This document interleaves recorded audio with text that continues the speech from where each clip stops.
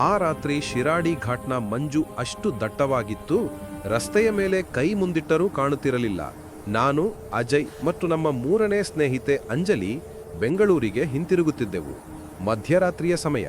ಅಚಾನಕ್ ನಮ್ಮ ಕಾರು ಒಂದು mile stone ಹತ್ತಿರ ನಿಧಾನವಾಗಿ ನಿಂತಿತು. ಅಜಯ್ ನನ್ನತ್ತ ನೋಡಿ ಹೇಳಿದ, ಏರೆ, ಈ ಮೈಲ್ ಸ್ಟೋನ್ ತುಂಬಾ ವಿಚಿತ್ರವಾಗಿದೆ. ಬೆಂಗಳೂರು ಇನ್ನೂ 150 ಕಿಲೋಮೀಟರ್ ದೂರ ಇರಬೇಕು, ಆದರೆ ಇದರಲ್ಲಿ 3 ಕಿಲೋಮೀಟರ್ ಅಂತ ಬರಿದೆ. ನಾವು ಅಂದುಕೊಂಡೆವು ಹಳೆಯ ಮಾರ್ಕರ್ ಇರಬಹುದು ಅಂತ, ಆದರೆ ಪ್ರತಿ ತಿರುವಿನಲ್ಲೂ ಹೊಸ ಮೈಲ್ ಸ್ಟೋನ್ ಕಾಣಿಸುತ್ತಿತ್ತು. ಮುಂದಿನದು 2 ಕಿಲೋಮೀಟರ್, ಅದರ ನಂತರ 1 ಕಿಲೋಮೀಟರ್. ಅಂಜಲಿ ಗಾಬರಿಯಿಂದ ಹೇಳಿದಳು, ಗಾಡಿ ಬೇಗ ಓಡಿಸು, ಇದೇನ್ ನಡೀತಾ ಇದೆ? ನಾನು ಆಕ್ಸಿಲೇಟರ್ ಒತ್ತಿದೆ, ಆದರೆ ಸ್ಪೀಡೋಮೀಟರ್ 40ಕ್ಕಿಂತ ಹೆಚ್ಚಾಗಲೇ ಇಲ್ಲ. ಹಾಗೆ ಅನಿಸಿತು, ಯಾರೋ ಅದೇ ಅಜ್ಞಾತ ಶಕ್ತಿ ಗಾಡಿಗೆ ಬ್ರೇಕ್ ಹಾಕ್ತಾ ಇತ್ತಂತೆ. ಸ್ವಲ್ಪ ಹೊತ್ತಿನ ನಂತರ ಮತ್ತೊಂದು ತಿರುವು ಬಂತು. ಮೈಲ್ ಸ್ಟೋನ್ ಮೇಲೆ ಬರೆದಿತ್ತು 0 ಕಿಲೋಮೀಟರ್. ಅದೇ ಸಮಯದಲ್ಲಿ ಕಾರಿನ ಕೆಳಗಿನಿಂದ ಭಯಾನಕ ಶಬ್ದ ಬಂತು.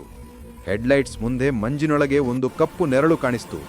ಅಜಯ್ ಕೂಗಿದ, ಬ್ರೇಕ್, ಬ್ರೇಕ್ ಹಾಕು. ಆದರೆ ಬ್ರೇಕ್ ಪೆಡಲ್ ಕಲ್ಲಿನಂತೆ ಗಟ್ಟಿಯಾಗಿತ್ತು, ಕೆಲಸ ಮಾಡಲೇ ಇಲ್ಲ.